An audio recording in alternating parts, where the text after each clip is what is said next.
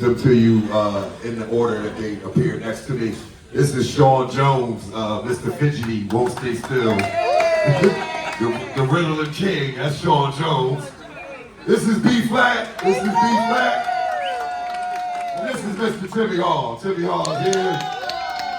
So we got Baltimore, St. Louis, and originally North Jersey in the building. I am from Philadelphia. St. Louis, by way of Philadelphia. Yeah.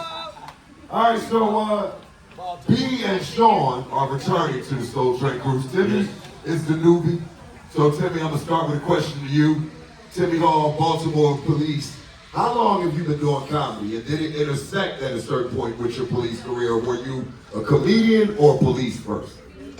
I've been doing comedy 30 years, and as far as they both intersect around the same time. Damn. Yeah. So you at the academy like, yo, I got a show tonight. You know, every time I've been sick. Right. I'm sick. You ain't sick. I seen you at the show. Cool. B, how long you got? Shit, I didn't really add it up. Since 97, if somebody want to do the math. Do the math for you. Yeah, do the math. It's tricky, but it's not You even really numbers. don't count when you stop working. You just, you don't give a damn. It's like I don't work no more. Hold on, somebody did the math. How many But years? nobody. 28. 28 years. There you have it. I 28 had a years. real, like your mama said, a good job. Since 97, I've been blessed. Cool, that's awesome. Sean Jones. I'm at 30 years. 30. 30 years, yeah. Did you have a job before that? I had many a job. That's why I'm here right now. Right. I had many a jobs. Nah, I thought I was gonna climb the corporate ladder, but God took that ladder away. Right. So that's why we're here off land. Timmy probably, we know what that job is. I don't want to discount it, but for us, what were some of the good jobs you had? Like you look back, like in the struggle times of comedy, you like, damn, I wish I had stayed. What would that have been a job for you? Shoot, I worked for Chase Manhattan Bank back in the day. Yeah, you should have stayed with that. Yeah, probably so. But Should have parlayed that. I was working in collections. I wound up calling my own house and living Let me speak the show. like it might be time for me to get out of here. I'm looking at my whole credit report trying to change the numbers. I'm trying to get mine to 3 digits. I know all of these guys personally, and Bev is like my sister, so I remember you had a good job. I remember the I job. did have a that you great job. Look, you had a job where it wasn't like it didn't work out. You retired. You was actually able to take your package and all of that, do that parlay. So I what was actually that worked job? at Meseroff, Gelman, Jaffe, Kramer, Jameson. It was a law firm where they filmed the movie Philadelphia. And I actually was working there when they filmed the movie Philadelphia. Yeah, so, and I quit right after that shit was almost done. It was funny because I always knew that I was going to be my own boss. I just knew it, but you know how you have to gain some skills in life? So I just worked everywhere where I can get shit that I needed to set up my office at home. So I worked there, I was in charge of ordering computers. So I ordered me a computer. And I had two at home, yeah. So when I got that shit, won't he do it? You got plenty. And he did it. So you got plenty of I staples and still paper. got staples from 97. I got about 80 boxes of staples. carbon paper. You still got a fax paper. machine? Yes, I do. Yes, I do. That fax machine is from 97. That's right. They still With the use it. paper roll in them. Right. But yeah, I did leave a good job, but there's no such thing as a good job. It's what you make of Right. your job. Yeah. So I knew when I left in 97, I didn't care if I had to sell coochie and annihilators on the boardwalk. I Wow. was never going back. You don't do that no more. I don't do that no more. I did that in 97 for 2 months. I'm not I will saying never- you should do that, but as your pimp, I'm gonna tell you, sell that separately. You don't sell Gucci and an alley. You gotta have something for the Separate, kids right. and the grown folks. Hey, there was a shutdown. That don't mean you needed to shut down. No, but I've always listened to my father in terms of it don't matter where you work or how you work. It's it's what you do with your money when you get it. Cool. So he always taught me that in terms of it ain't how much money you make, it's what you do with it when you get it. He used to always tell me, put your money in 3 columns. What you got, what you need, and what you want. And then you figure it out from there. So I've always done my budget like that. Well, I'm gonna take over real quick, man, because he interviewed us, but he asked us how long we've been in the comedy game. right. We got to show Toure the same respect. First of all, give this man a round of applause because he's responsible for all of us being and several other comics you see every year on the Soul Train cruise. How long you been doing comedy too? I'm gonna do that since '91. 91, yeah. How many? 30 plus years. Right. Yeah, man. Like And from it was at I was at Temple, and you know, shit. What you see is what you get, right? Right. So this is good now. Like I said on stage, you know, it's chocolate and it's dark skin now. I said, but you know, I grew up skinny and with a big head, so I was an easy so a target. little bit different, but the same. Right, shit, but I grew into the head. That's all. I'm still a big head, but. By the time I got to college, sharp tongue, defense mechanism, I was always, sharp. And around campus, I was known like you don't say nothing silly in front of two ravens, you're gonna make you pay for it.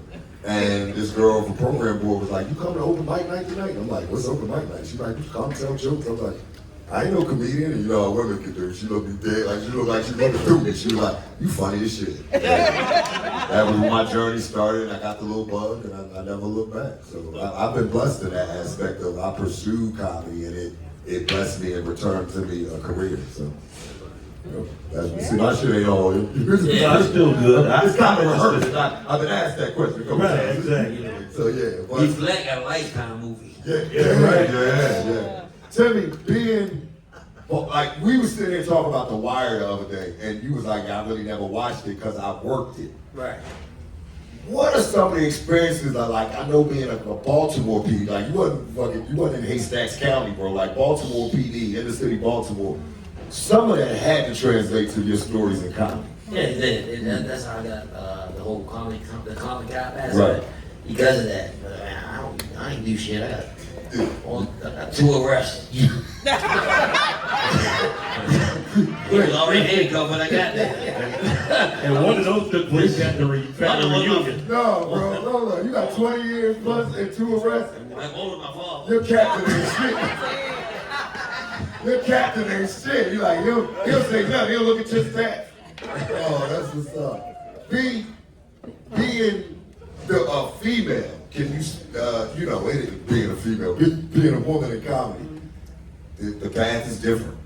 Often more difficult, and you're a funny woman. You ain't like slouch. You ain't just a looker. On stage, you're very formidable.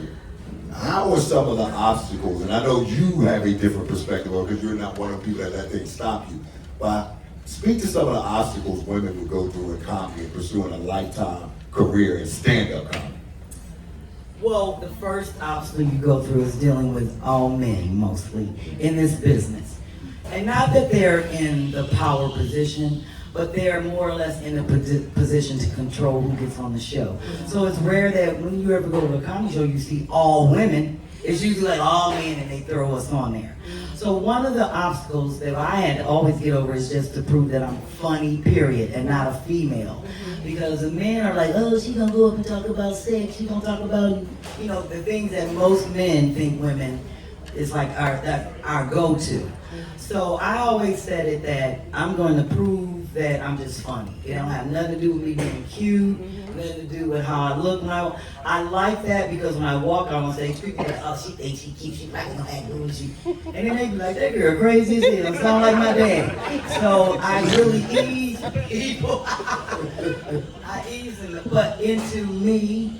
But I do find that we have to deal with more than what the men deal with. In terms of like, I've had promoters call my room and be like, oh yeah, you want to go to dinner? And I'd be like, are all the other comedians going to dinner? Did you call them? They be like, oh, I just want to take, no, I ain't going nowhere. Dinner in my room. And then the other thing that we have to deal with is people checking us into our room. Oh, yeah. So say, for example, you land and you get in the limo and the promoter like, oh, here your keys, Nope. you already, hell no. Straight to the front desk. I My go toilet straight broke. to the front desk and That's change all. my room. No, sir. Because you never know who's been in there. And Yep. we've had instances where men have set cameras up in female comedian room, try to see them under. Yes. So they'll always call my phone and be like, we called your room, you wasn't in there. And I'll be like, oh, the Tell bathroom. you last time I'll I tell them like checked, you something chicks was in my wrong with the closet. room and I had to change. But That was my room. they never know my room. I always just be where they say, be in the lobby. You don't ever have Yes. to come and get me because I don't want you to know where I'm at. Yeah. But I've gotten to the point where now, because I don't trust people, I've been arrested with people. It ain't funny because By somebody. Timmy. It's right. Now you know it's second arrest. That's my second arrest. Arrest number my daddy and All right, man. I know this gonna hurt, but Wait a minute.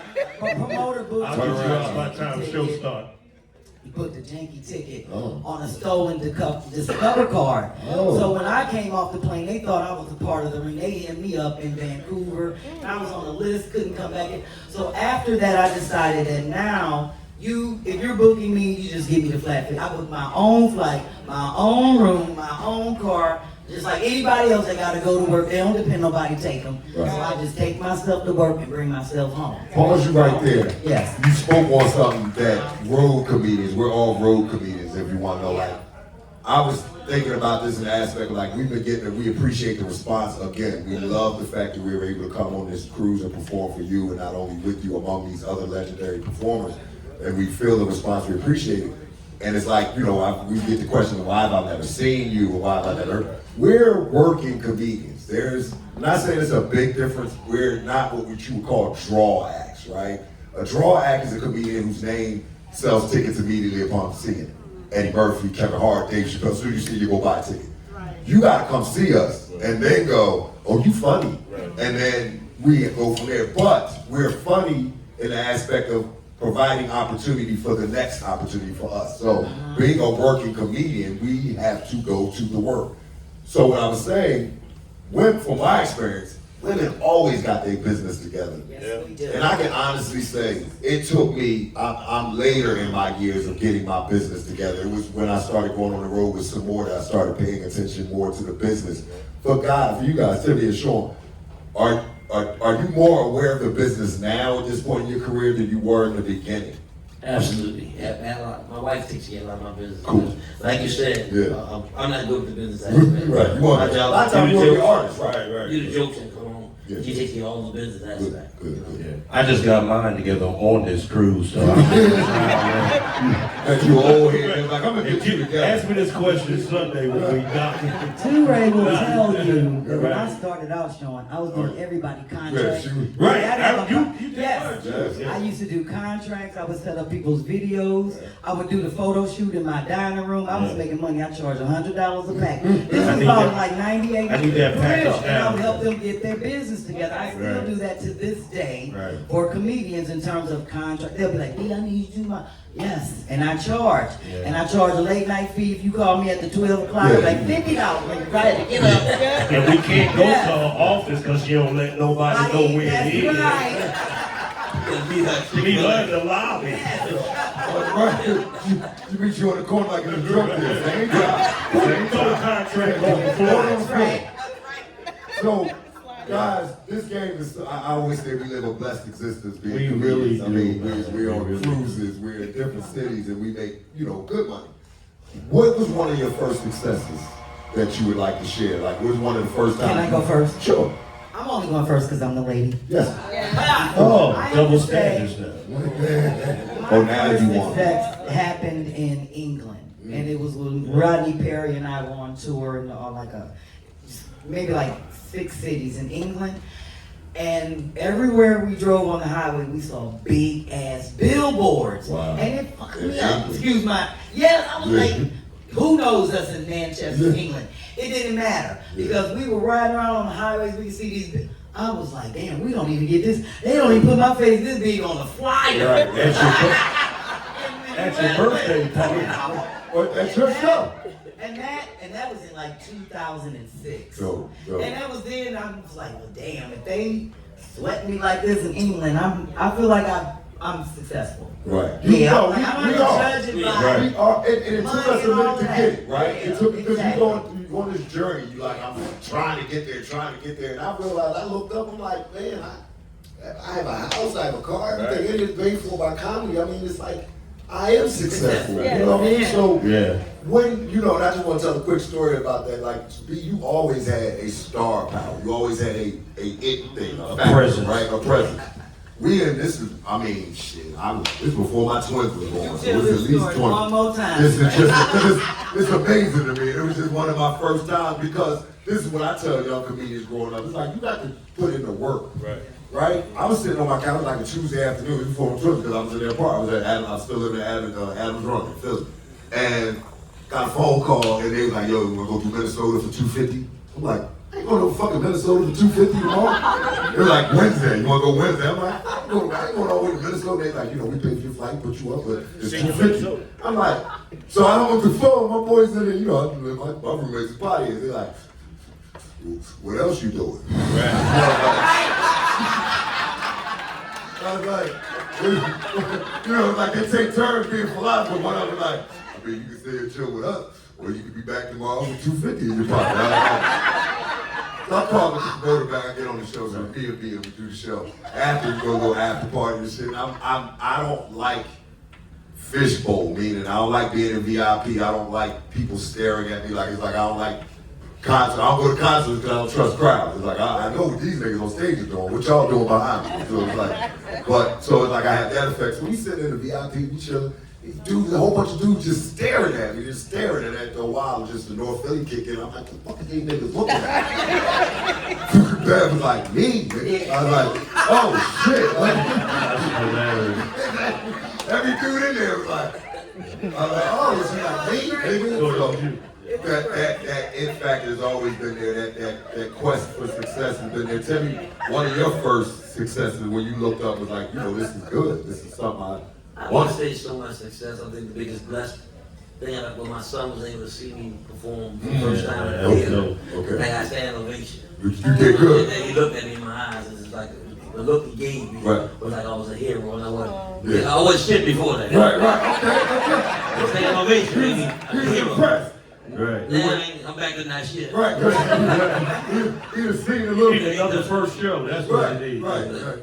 You gotta ask is when we felt like a moment like that, when we felt like maybe we wouldn't shit on Okay, ask I Sean and tell that story. Yeah, that's showing his success. Oh, my success. Oh, I was gonna say I ain't shit. That was a week ago, so we can just cut to the chase. All my shit is recent. No, that was early on the cruise. That was when I was putting my luggage in the room. They told him to his face on the cruise, the comedian, like, I didn't really enjoy it. Right. Sean was like, that was me. She was like, Right. So Now, sorry.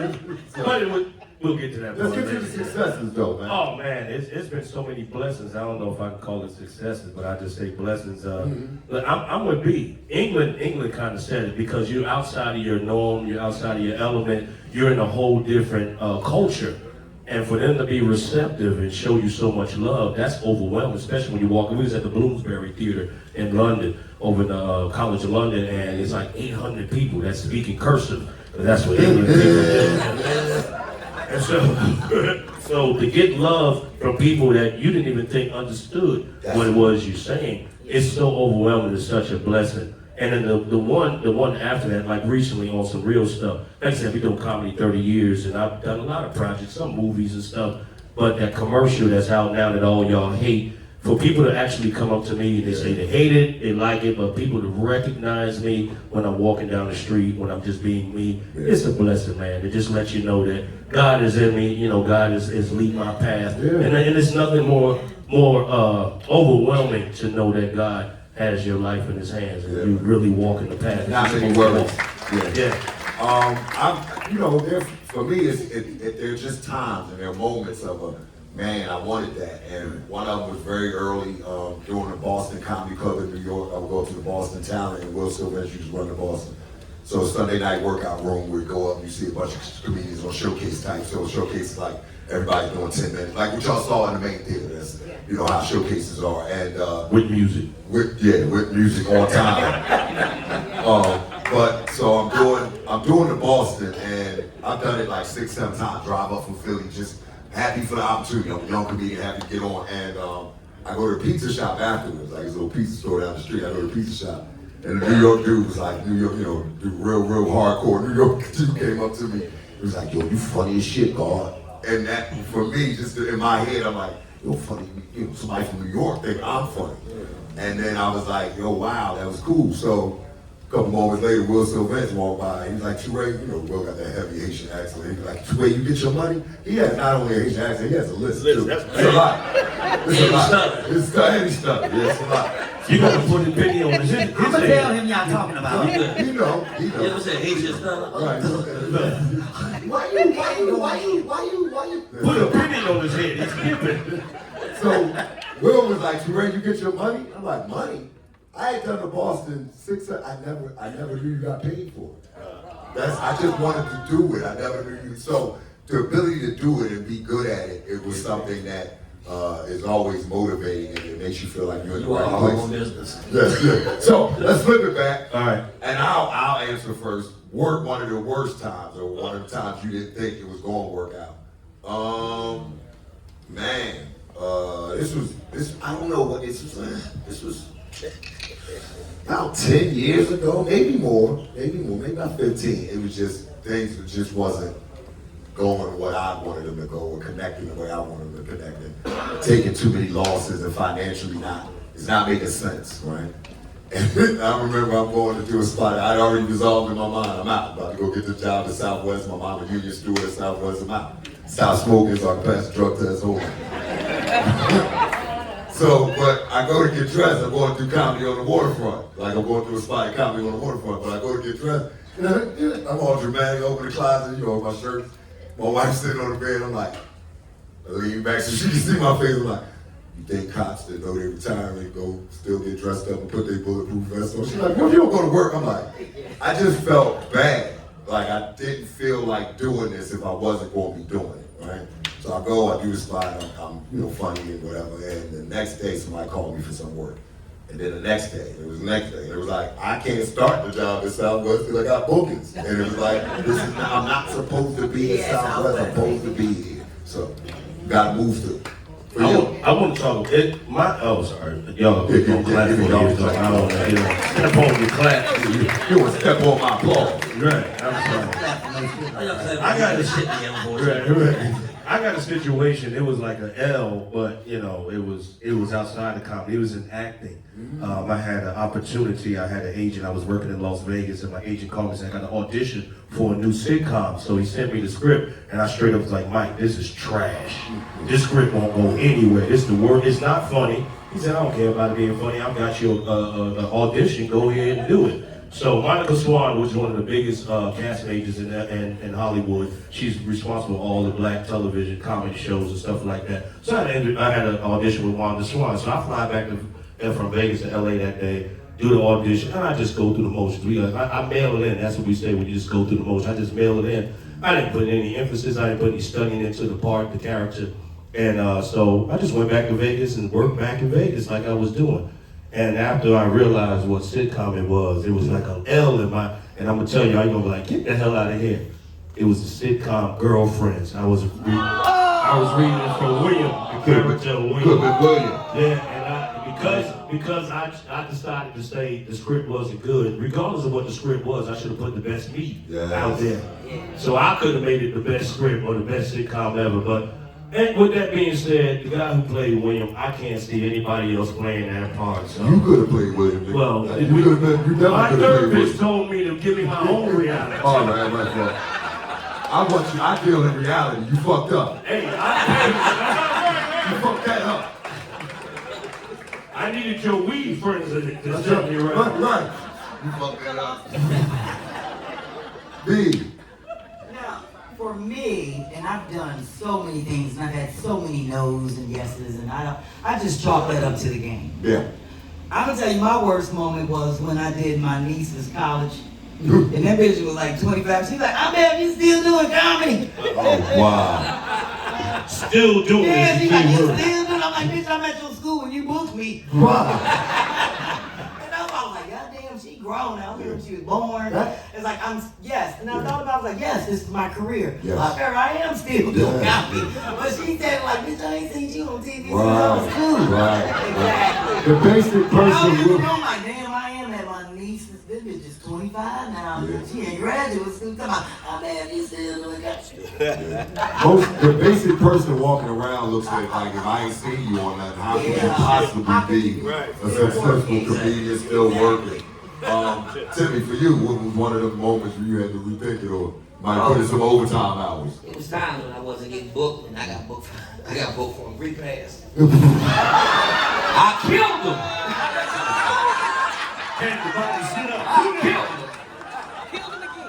Nah, and then I did. I actually did get booked for a replay. I mean, listen, we taking stuff. Go ahead. But what I'm saying, at that point, I'm like, this is. But the show went so damn well, I got booked for 2 more. So that's all I do. I'm a funeral comic. You laying them out. I land them out. Laying them out. I'm in an autopsy. Oh my God. Are you opening this up for questions? I will. One more. I'm gonna get one last question out of here, and then we'll move through. First TV for you guys. Ooh, What was your first TV? what really? Okay, I'm gonna go back, and it has something to do with. So I was on Teen Summit on BET with Prince DeJour and Ananda Lewis, and with Regina Bell and Helter Skelter were the guests on there when I was on that. That was way back. Helter Skelter is a rap group. That's a rap. Yeah. See, Helter Skelter is a rap group. They used to tell Look, but wait, but then you gotta talk to these older people, not Oh, rap group not the is- Charles Manson situation. from back in the Right, that day. Helter Skelter, the killer. No, so that was my first. Look, if you was somebody laid back there, like he was what? He was what? He was with Charles He was Manson Charles Manson on on BET. BET. Yeah, comedy was my first big one. My first. That was one. mine, Yeah, 1998. with Comedy. Montana Taylor. Yeah. Oh, okay. I remember Montana. Yeah, Coochie Coupon. That's what I was saying. BET One Mic Stand. One Mic Stand. Right, Little yeah, JJ. Okay, Little JJ. Yeah. You and Denny was on that one, right? Yeah, Denny. Yeah, I think Comic View was my first TV. No. The Funny Spot on TV One with Tony Rock. Oh, that was my wow. first TV. That was my first TV. He old as hell. Yeah, man, we was doing it. We When was we on was TV doing with- it, right. TV mattered. That Yeah. shit don't matter now. You Right. have all the credits in the world. I'm like, okay. All right. Ladies and gentlemen, I'm gonna open up the floor for questions. If you have some questions you would like to ask the comedians, please shoot. How do you prepare for your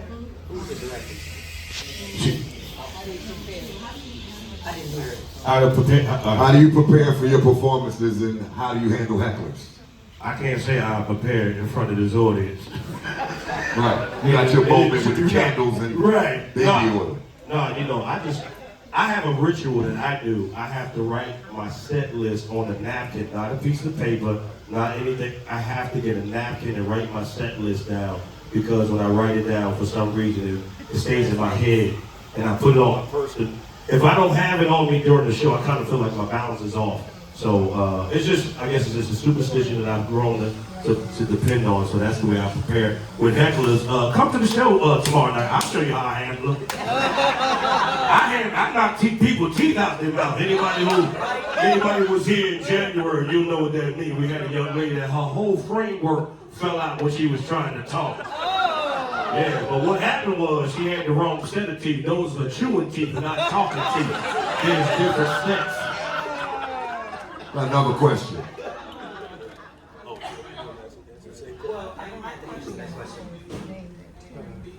Can you share how you came up with your names at the station? I used to train with this guy who always said I had cause I'm from the Midwest, from St. Louis. He said I had the Midwest spread, because I don't have no booty.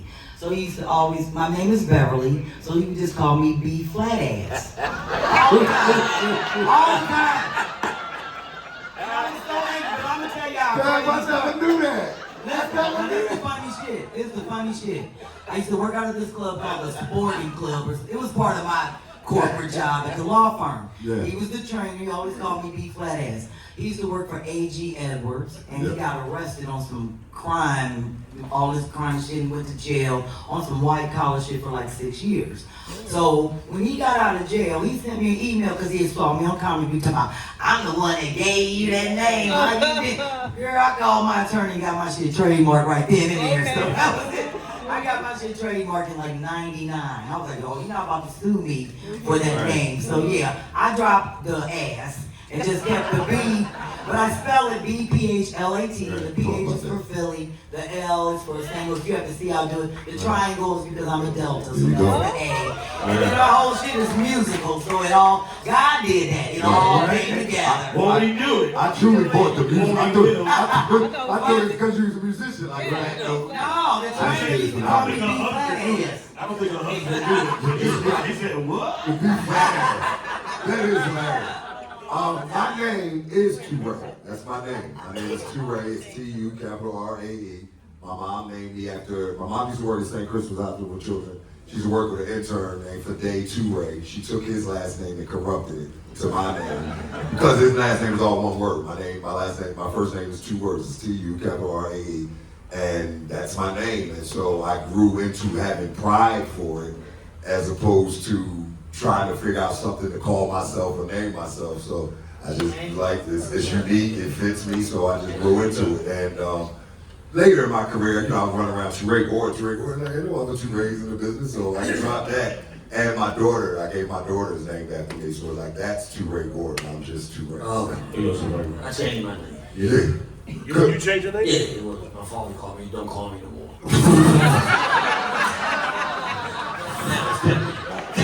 It was, don't call me no more. You got a question back there. No, we got, I'm sorry, the young lady all the way against the window, I told her I would ask her a question. You just stand up and yell it out, I'll amplify it, and we'll repeat it. Sure, no problem. So, Here she comes. just did say it was a workshop, so this is kind of a technical. Sure. All right. I wanted to know, what is your top tips on telling a storytelling, moving the audience with your story? People may think you're just naturally funny, but we know that there's technique and structure to what you do. So your top tips. No, Toure can't answer every damn thing. I didn't answer anything. I didn't ask I you a thought you question. told him to go. I didn't say shit. I mean, I do have a comedy college. I do have a comedy college. I do actually teach comedy. So. But go ahead, answer. Well, were we done with the answers to the names? Yeah. Right. So yeah, those are. I'm regular that's old my Sean, name, the ghetto That's one. where the story came from for her. And B, the too technical. What goes into holding an audience into it, or bring them into a story, and being able to tell a story and deliver your material. What goes into that for you? Because everyone's different. Yeah. Well, for me, and I'm going to give you an example, I have been recording every one of my shows since I started. So they on mini disc, cassette. For me, I have to sit and listen to it twice. So I sit with my eyes closed and just kind of listen where people are laughing, what they're relating to, and I'll be like, oh, that worked, that didn't work. And then I sit and listen to it again from the point where, once I listen where what didn't work, what I want to insert in. And I just think I tell my jokes from the point of view, just like telling the story like a regular person in my living room. Like we're family, we're cousins, and I know they're gonna relate to what I'm talking about, because I'm talking about real shit. But I wanna make sure it's a story that people can relate to. So that's why I sit and listen to what works and what doesn't. And then I throw it out if it doesn't, or I might just say, I'm gonna put that out later, but that's my technique. Writing for me is trying to paint a picture. So I try to make it relatable. I try to paint the picture so everybody can understand it and simplify it as much as possible without putting too much into it. That's the biggest thing I try to do. Okay. They bring it down to a baseline so that everybody can relate Right. and get into it. Sure. Well, basically, I'm like Timmy. Sean just did this shit. I did. Watch me. So you saying, Yeah, I take yours and I make it. so you saying this showing process? Right. And they go bombing. They like, But I take like, serious and I make like, it we funny. they Right, going up. right. You do your shit, but funny. I make yours funny. So, yeah. All right. Wow.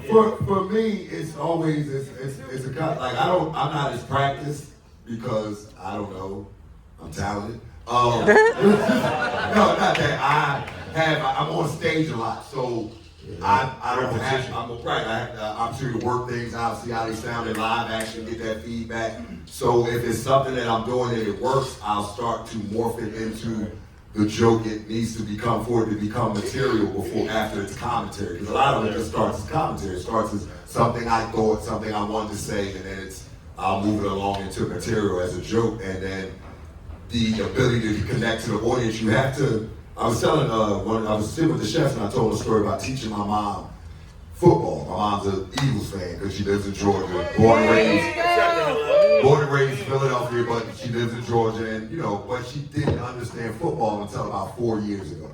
And my mom was like, she doesn't understand. I'm like, Mom, it's like checkers.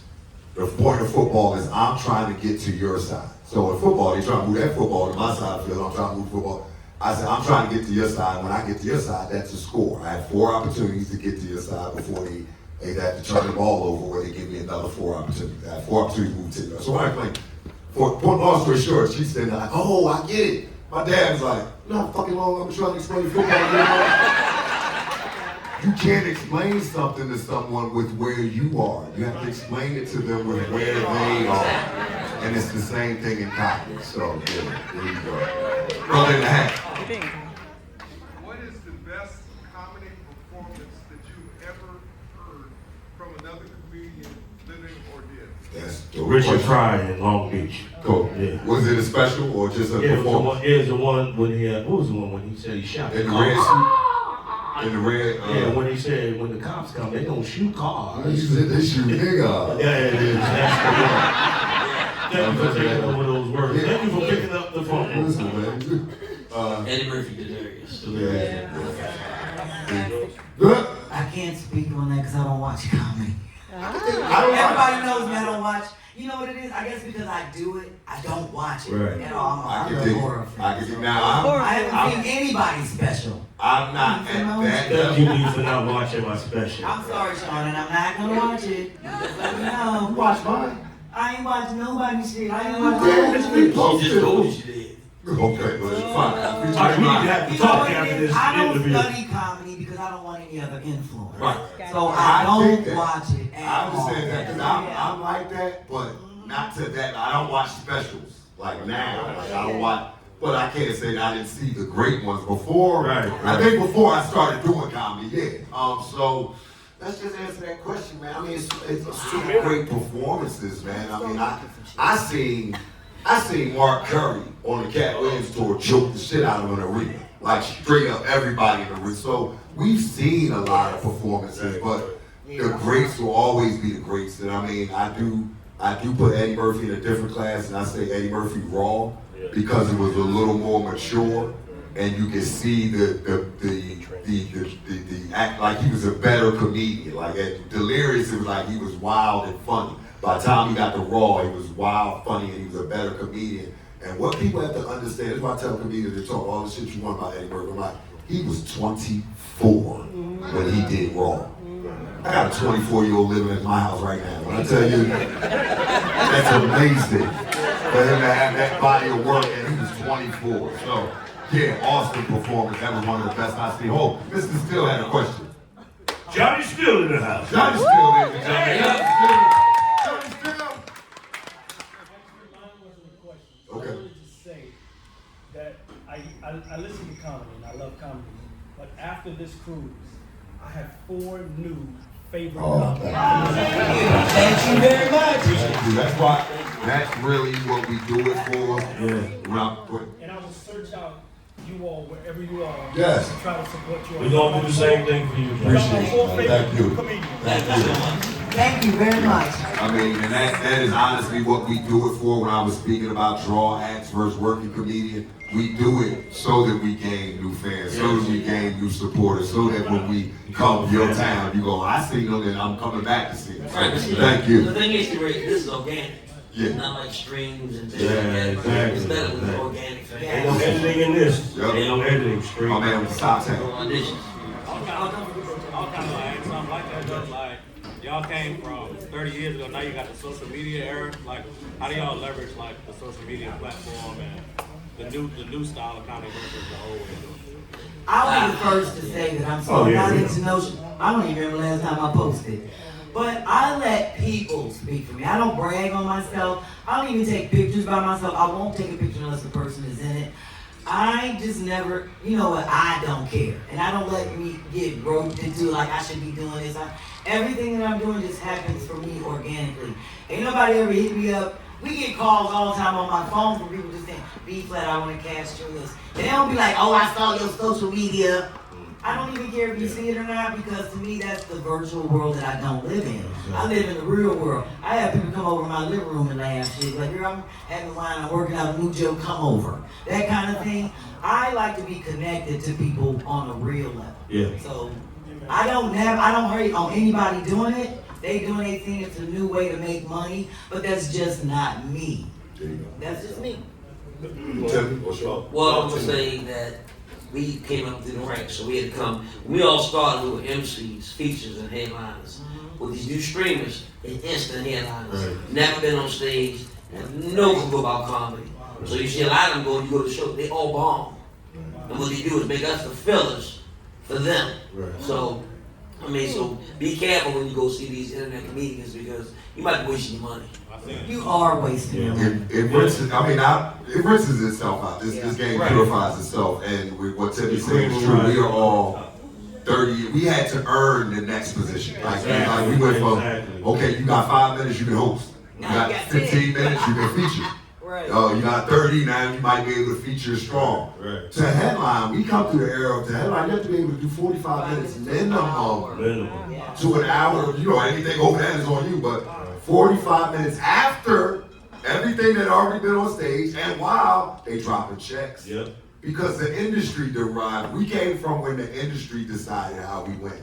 Right. Now, because of social media and the industry shift, meaning the industry don't decide who stars or not. They figure it out after the fact. You're like, oh, well, you got 1 million followers? Give them a show. Right. Because people will buy tickets and they're worried about the rest of It it. cuts out the work what the venues have to do as well. Now you don't have to have You a don't have to media promote. team, the marketing They have to team, spend no money on call radio. you, tell you all that, and do radio and all This that. dude got 1 million followers, He'll he got bring 300 them. seats. It's going to sell out. That's what I'm saying. So, and that's what they're worried about. But for us, when we get the opportunities, and I look at it as like social media is a tool.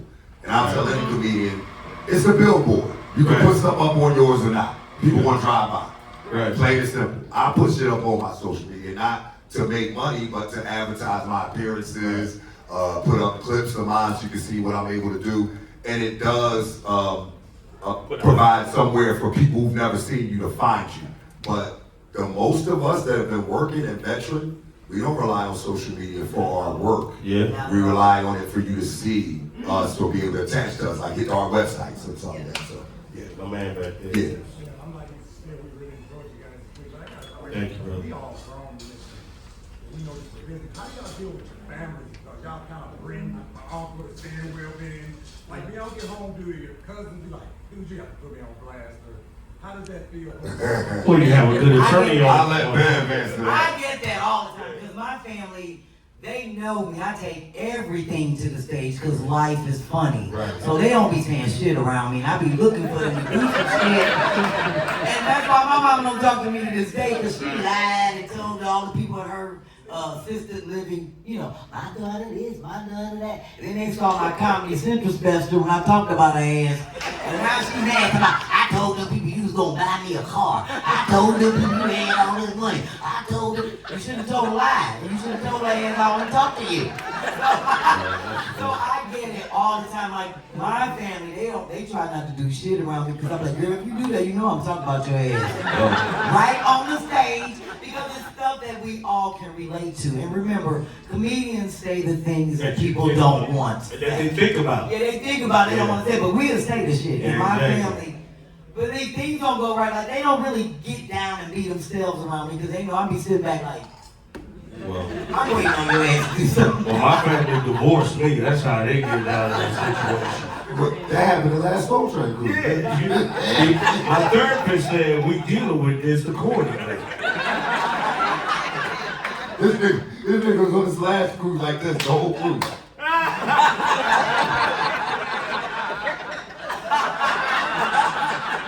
But you don't see me like that on this cruise. That's right. That's right. I'm glad you asked me. Man, listen. We need to talk after this. Question. I got you, Patrick. Timmy get his, Right, because Timmy, you know, you have wife, children, now grandchild. So yes, like how that family thing, man. My family's pretty cool with it. They understand. They understand that it's no harm, no foul. You also have Mason the They gun. got them check. Who cares? You also have Mason the gun, so that kind of level guns out. You know, you drop a dime on them. When they cocaine on. I would. Won't be the first time. Again. Auntie. Hey, you got to inflate the stacks. Chief, I got another one. For me, I'll tell you, know, like I said, a lot of us are mentored to younger comedians, and whether we want to be mentored or not, younger comedians ask us stuff. I'll tell anybody going into this game or something, if you don't have somebody to support you, that's down for you, and wants the best for you in this game, y'all probably not gonna be together, or you shouldn't be in this. It's not easy.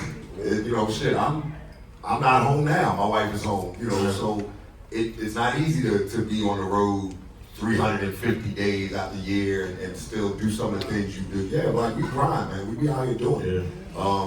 And so you gotta have somebody that's understanding. You gotta have somebody that's there to support you and be there for you first, as opposed to being jealous, because that happens. It happens. You could be surprised you don't see it, and not just like your loved one, your wife, or your husband, but your family members. Like you talk to a cousin, you hear some slick shit like, "Well, everybody ain't got a job like you got." Like it's like you don't have a job. Right. So you really gotta understand who's there for you and who's there in case you blow up.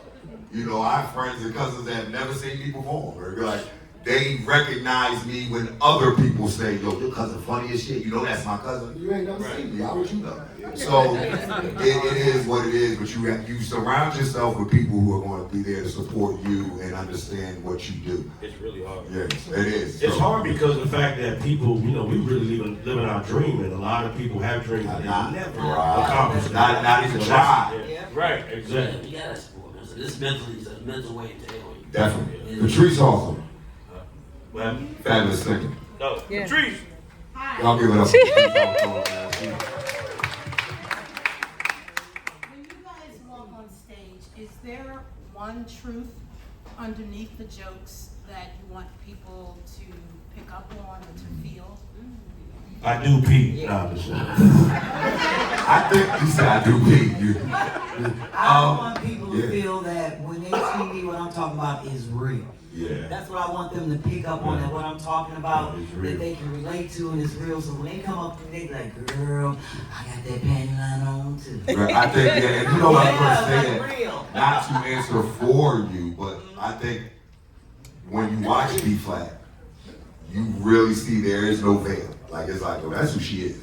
Yeah. And I think all of us want to portray some part of that when you perform. Like, some of the things I say, if it's a commentary on getting, you know, older or how I feel about anything, I want Scooters. a part. Right. Well, there's truth in everything, right? So you always want that to come across because, and you know this as an artist, Patrice, is just, the crowd can tell.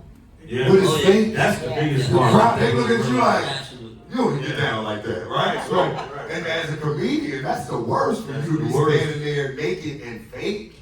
Right. So a lot of our material, we hope when we portray it, that you understand that that's a piece of us. A piece, yes. So you're saying that there really isn't one theme or one truth that you're trying to No. It can vary. Yes, Okay. yes. But we want you to know that. It is, like let go of ego or love more. Right. But we really what it is, and that could be all right in your set. But we want you to know that this is us saying it. Like, The base is our truth. I Right. think my point is, by the time I'm on stage, I want you to forget about all your problems. There you go. And then just laugh. That's it. Right. That's it. Right. Anything that's going on in your life, just Right. forget about it and have time to laugh and enjoy your life. For example, if you saw Timmy's set, like he said, forget about a laugh. He has humor talk about himself. Like, I'm a cop. When I'm off, I'm off. When I'm on. It's like I'm not gonna say and portray super cop. I want you to know that's my truth. I want you so in all of our performances, there's a bit of a truth that comes through in our material. Yeah, my knees did really hurt when I got out of bed this morning. I really was. You don't write that from a fake place. It happened like Yeah, the blood pressure in my feet wrote it. Brother at the bar. When you consider your material, when you're writing your material, today's political climate, culture, or whatever, how does that affect your when you consider your writing your material? Does it inhibit you? Does it? Yeah, it does. It really does. It doesn't. I gotta agree, but I have never been hindered by Culture. a truth that if I feel that, first of all, I'm not malicious. So if I'm saying something on stage, I'm not saying it to hurt anybody. Right. We don't It's believe what that. I feel or my opinion of the matter. If my opinion or what I feel about the matter is offensive to you, I can understand that, but I didn't say it to be offensive to you. You know what I'm saying? So, nah, I'm not going to not. And that's why I said last night, you saw my solo before. I don't really have a lot of political stuff because people, once you say Trump, niggas stop listening. Right. It's just, this is his fault. It's cloudy out here today. cut the budget on the weather. And now I can't get to my jokes because you see what I'm saying? So, It is. He did mess up the telling weather. you, I mean, so The weather is heavy because we got more money. I would say if it's honest, then no. And one of the greats, DL was like, I don't apologize for a joke. Right. If I said it as a joke, I'm not going. If it hurts your feelings, I can say I'm sorry if it hurt your feelings. But I'm not sorry I said it. I'm not sorry I wrote that joke. I'm sorry how you perceive. I'm sorry I took it.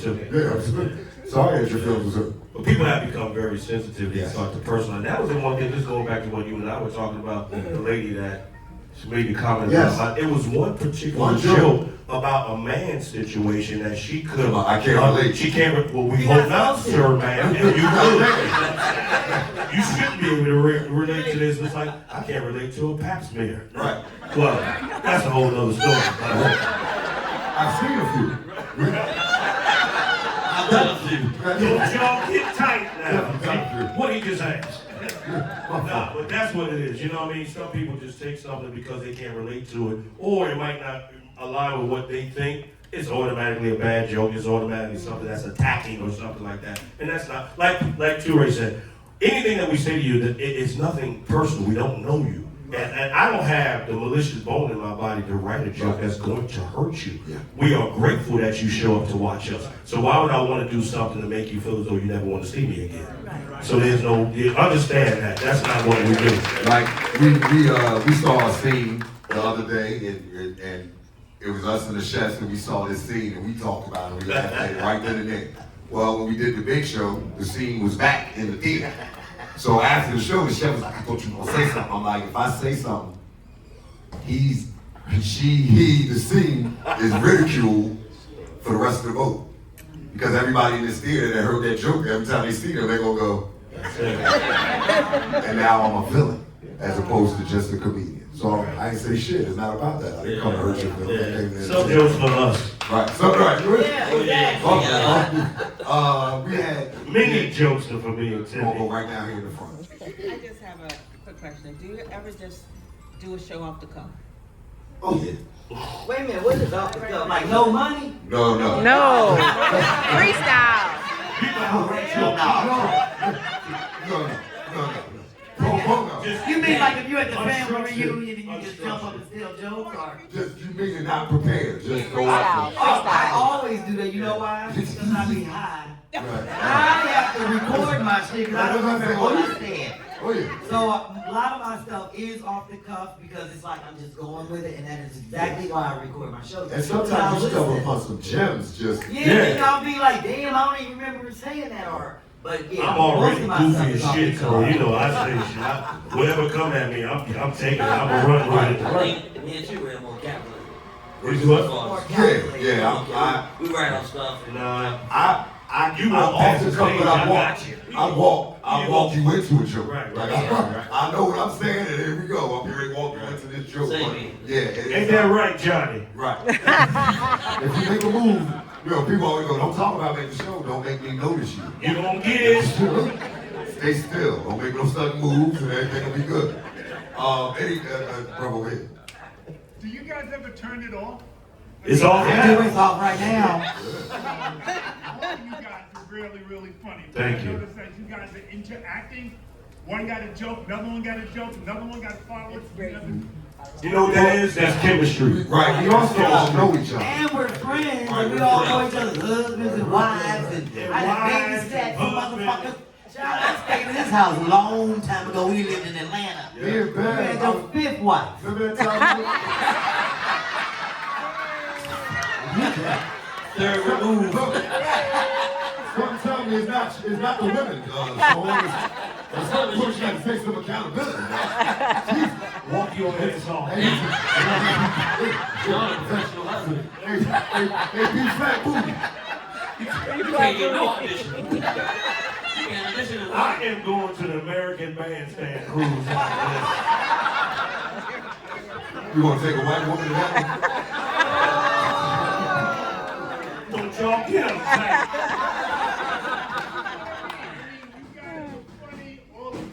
No, thank you.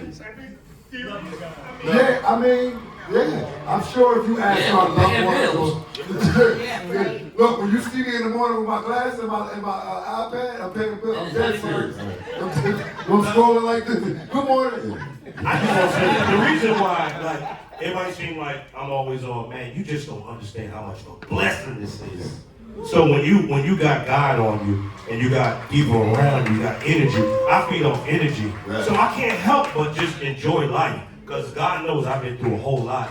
So to be able to do this, to be incorporated with people like this and this whole big thing, it's just easy for us to just be goofy or what you consider to be on all the time. You know what I'm saying? Because you know it's a lot to laugh at. Yeah, y'all do. I seen a lot of jogging suits and dress shoes like you run track for the church. You're the church track team.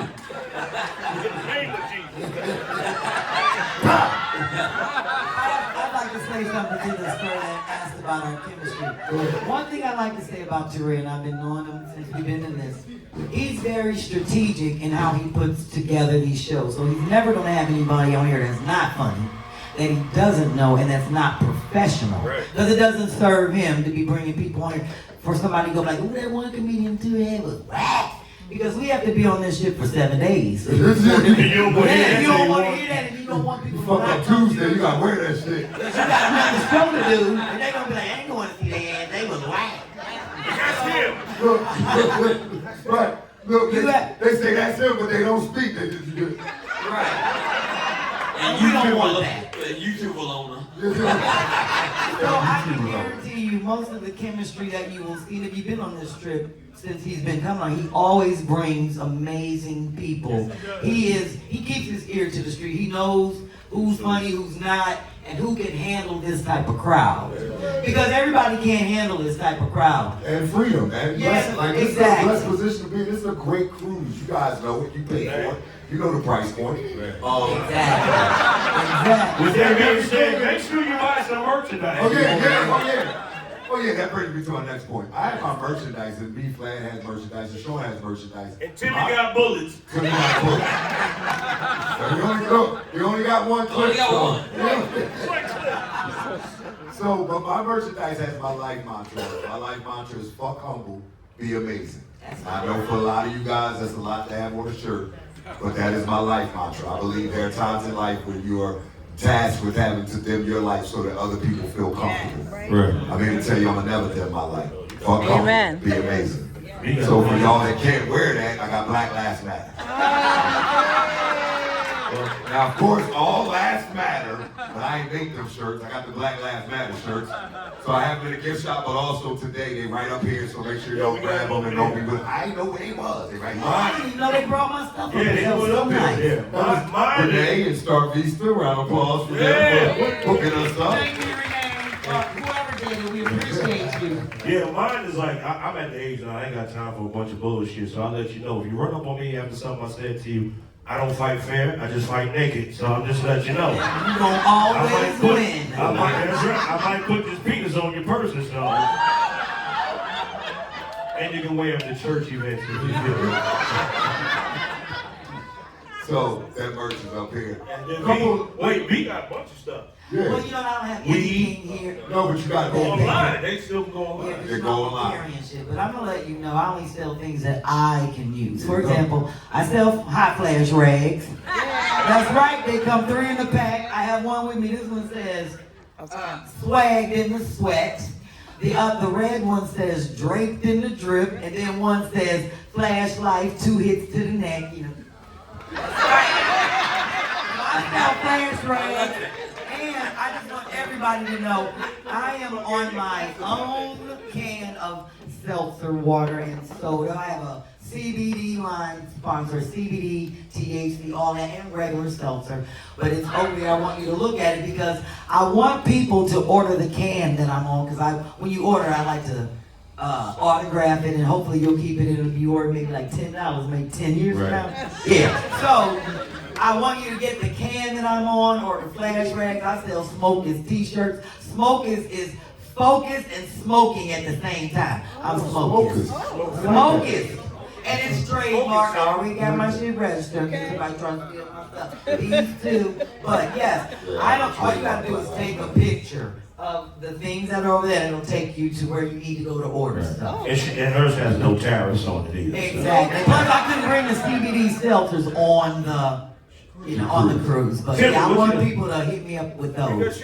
Jimmy ain't got shit. Jimmy ain't got shit. You ain't got nothing. You got took no from free pass fans. You ain't got nothing. You took from the little evidence room or nothing like that. You ain't got none of that stuff. He get a check, and he don't need no extra money. You ain't got nothing. He ain't got no job. You got nothing. Good Baltimore crack. None of that stuff from the wire. None of that stuff. You got no red top. All right. All right, one thing I want to, we got to wrap up out here. It's been dope, man. It's been dope. It's been dope. So, one thing Anybody I want want to ask me any questions over here about my merchandise? I'm only charging $5 a question. $5 a question. I'll answer question free with the purchase of a t-shirt. So listen, before we go, because when you started into that, when you said that you only sell things you can use, you also made me think about something else that you do. Some of the things, and before we go, we all want to speak, and I'll take 2 more questions from them and we out. You do something for the homeless in the community. I do. And when you're on the road, you have this package that you sell, or you want people to buy it in donation form. Speak about that. All right, I'm going to try to make it real simple. I do this thing called the Frugal Flip, and I do a thing called Both Hands Wash the Face. So, what it is, like, with all these toiletries that you collect and be like, ooh, let me take 5 lotions. And then a year later, they be funky and you ain't used it. So what I've been doing for the last several years is collecting all of my toiletries. I give them out to the homeless people at the light. And then at my shows, people bring stuff. The Philadelphia Police Department donated like 200 toothbrush, 200 little toothpaste, so I get my friends together, they take them to work. And then what we do is, whenever you're in your car, you just give it to the homeless people. I put a couple dollars in it. It's called Both Hands Wash the Face. But I've had the homeless people take the money out and throw the shit back in my car. All the time. They be like, I'm wondering, you need this smoke, goddammit. I'm like, no, I need it $2. So I do that. I know you're very, very involved in the community. Yeah, I sponsor 2 kids, and my wife, we sponsor these 2 kids, and they go well. We don't know that you sponsor them. Your kids? Yeah, mine. Okay. That's all I do. Right. I give them food. Look, you sponsor these 2 underprivileged black kids. Yeah. They homeless until they get home from school. Sean, what are you doing in your Not a damn thing. Oh my God. I like I said, I try to go out into the community and I really try to, just be a positive person. But at the same time, what I'm really trying to put together now is a bunch of shows in different cities for all the people who were affected by the hurricanes, man. That's one thing I went to my agent, I was like, what can we do for those people? We also were going to do something for people who had lost their SNAP benefits, but fortunately, the shutdown has been lifted. But, those are things that I really want to do consistently are work for people in our community. Like, I'm in a privileged position where I have a nice home, I have food, and I have clothing, and too much clothing sometimes. But, you know what I'm saying? But I want to be able to share the blessings that God gave me with people that are less fortunate. So I'm going to start that, I promise. It's not just talk. We're doing some shows, but we don't get the money. We just, get a group of people and that we get this. I'm not doing this shit. I got you, money. Gonna give me my money. The homeless people have to do what they have to do. They ain't got no job, no wife, no kids. They should have plenty of money. They ain't got no responsibility. I'm the one struggling. You ain't got no job. You ain't got no responsibility. Homeless person asks you, where's the show? At your house. At your house. My man, one more quick. Got one more after this. One more. Comment and a question. This is my 8 Soul Train cruise, me and my wife. Cool. The first time we met you, I didn't know you was a comedian. The way you fit in, you mingle, you joke, you carry on. When we seen you get on stage and it's like, yeah, I bet y'all didn't know I was a comedian, and then you just say all that dumb stuff y'all been doing, you said you're gonna put it up on stage. Even when you did the disco cruise earlier this year, they weren't ready for you. No. You messed them folks up, but I mean, you killed it though. But my question is, how did you connect with Soul Train, and then I think it was like 2 or 3 years ago, they allowed you to do the main theater.